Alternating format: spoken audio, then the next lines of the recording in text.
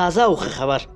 لکه څنګه چې تاسو په جریان کې یاست، د کابل او اسلام آباد کړکېچ ډېر زیات شوی ده او تېره ورځ اسلام آباد خپلې قونسلۍ په کابل کې وتړله چې دا لومړی ځل و چې پاکستان د کابل قونسلۍ وتړله او ویل که کابل کې زموږ د سفارت کارکوونکو مخه نیول شوې ده او ګواښونه ورته شوي دي، خو کابل په جواب کې ورته ویل چې موږ حاضر یو چې د دې جواب درکړو او داسې هیڅ کار نه دی شوی. او همدارنګه بیا اسلام آباد مشل ISI غوښتی و او ډېر بد سلوک یې ورسره کړی و چې د په کابل کې ګڼ غبرګونونه راوپارول. درنو لیدونکو او مینوالو السلام علیکم، وخت مو په خیر. ښه خبر څه ده؟ کابل کې د پاکستان سفارت د یوې اعلامیې خپرولو سره وایي د قونسلۍ خدمتونه د بندېدو سره سره بیا دوی سختو ناروغانو ته ویزه ورکوي. دغه سفارت د یکشنبې په ورځ کې وویل افغانانو ته یې د ویزې ورکول ځنډولي دي او اسلام آباد کې افغان مرستیال سفیر د هغه څه له امله د بهرنیو چارو وزارت ته بلل شوی چې پاکستاني چارواکي کابل کې د خپلو ډیپلوماټان ځورېدلي بولي.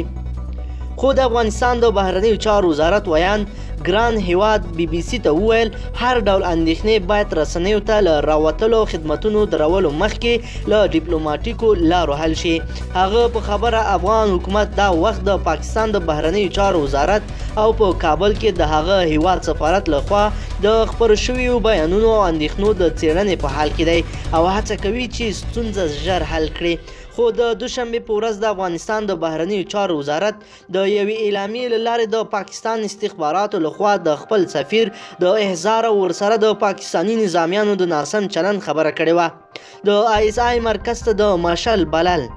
افغانستان د بهرنیو چارو وزارت د دې چلند څرنګوالی یا لامل نه دی جوت کړی، خو د پاکستان د پوځي استخباراتو ادارې دا کار یې له ډیپلوماټیکو اصولو سرغړونه بللې ده.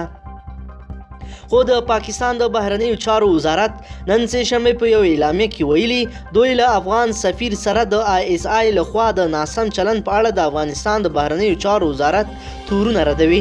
له بلې خوا د افغانستان مشرانو جرګې له حکومته غوښتنه کړې چې په پاکستان کې د افغان سفیر عاطف مشل سره د هغه هیواد د استخباراتي ادارې د ISI د ناسم چلند موضوع جدي تعقیب کړي. درنو لیدونکو که چیرې غواړئ چې له تازه او مهمو پیښو څخه خبر شئ زموږ چینل حتما سبسکرایب کړئ او ویډیو در سره ضرور لایک کړئ.